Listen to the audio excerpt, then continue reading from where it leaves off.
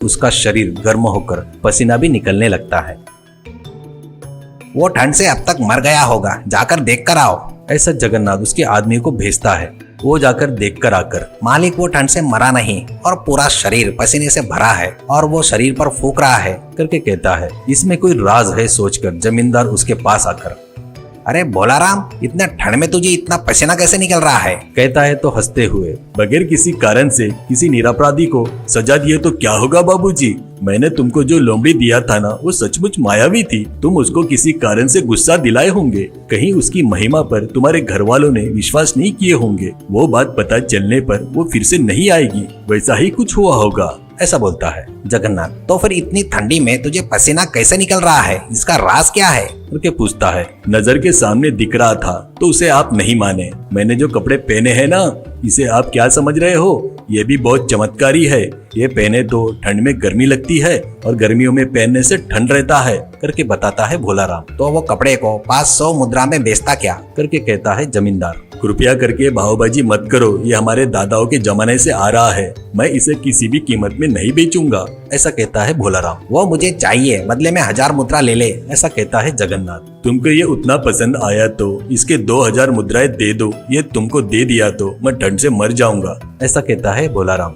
जगन्नाथ उसको मांगे उतने पैसे देकर उससे वो शर्ट लेकर घर में जाकर धोकर सुखाता है। बाद में ठंडी में सिर्फ शर्ट पहनकर अपने ससुराल जाता है। वहाँ बहुत ठंड पड़ती है। वैसे उसको देखकर सभी हंसते हैं। भोलाराम ने उसको फिर से धोखा दिया करके उसको समझ में आ जाता है। इस बार भोलाराम के झांसे में नहीं आऊंगा करके और उसको मरवाऊंगा करके निर्णय लेता है।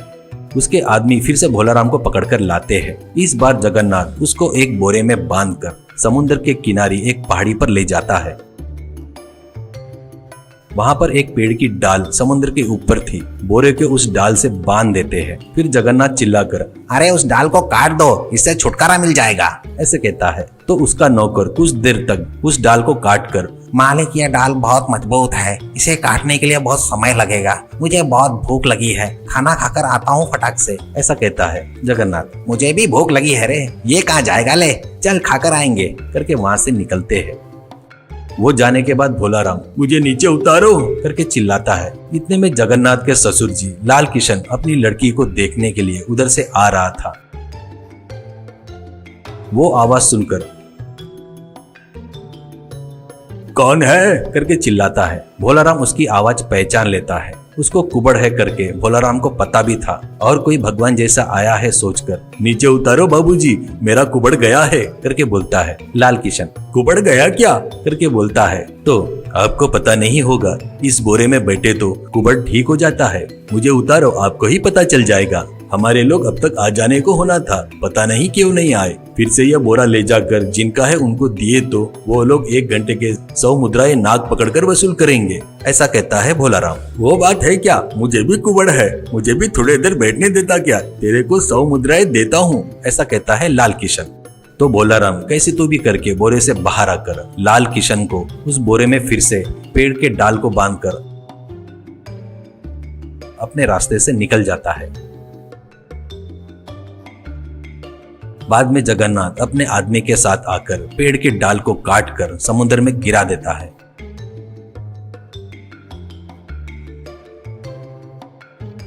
कुछ महीने गुजर जाते हैं। एक दिन भोलाराम जानबूझकर जगन्नाथ के घर के तरफ आता है। जगन्नाथ उसको देखकर चौंक कर, तू मर गया था ना, फिर से कैसे आ गया, करके आश्चर्य से पूछता है। अच्छे लोग कभी नहीं मरते, सुना ही होगा ना। मैं समुद्र में गिरते ही समुद्र के राजा के सिपाही आकर मुझे लेकर गए। समुद्र राजा ने मेरा अच्छा आदर सत्कार करके अपने राज्य में ही रहने को बोले। मेरी अप्सरा जैसी लड़की से शादी कर दिए। वहाँ पर सब अप्सराएं हैं। वहाँ पर जिधर देखो उधर सोना हीरे मोती है। वहाँ पर उनको खाने पीने के सिवा और कोई काम नहीं है। मैं काम करने वाला हूँ, मुझे वहाँ पर ठीक नहीं लगा, इसलिए चले जाता करके समुद्र राजा को बताया। वो नहीं बोले। मैं मुझे जाना है करके बताया। उन्होंने कहा जब दिल करे तब आ जाना और अपने खास दोस्तों को भी लाते रहना करके बताए। मेरी पत्नी को साथ लेके चलता बोला तो वो इस दुनिया में नहीं आती बोली, ऐसे कहता है भोलाराम। अरे ये तो पागल है, बेवकूफ है, मैं तो वहाँ के सभी औरतों से शादी करके राजा को वहाँ से हटाकर मैं राजा बन जाता था। करके सोचता है जगन्नाथ और भोलाराम से। अरे तुझे पुण्य मिलेगा रे, एक बार मुझे उस दुनिया में लेकर चल। ऐसे कहता है। भोलाराम पहले नहीं मानता, बाद में जबरदस्ती करने से मान जाता है। आप ये बात बाहर किसी को मत बताना, चुपचाप मेरे साथ आओ, नहीं तो हम लोग भी आएंगे करके सभी लोग पीछे पड़ेंगे बेवकूफ। कल सुबह 2 नाव तैयार करके रखता हूँ। करके कहता है भोलाराम। अगले दिन समुद्र के किनारे में 2 नाव तैयार रहते हैं। एक लकड़ी का था और दूसरा मिट्टी का था। जगन्नाथ के आते ही उसको मिट्टी के नाव में चढ़ाकर वो लकड़ी के नाव में चढ़ता है।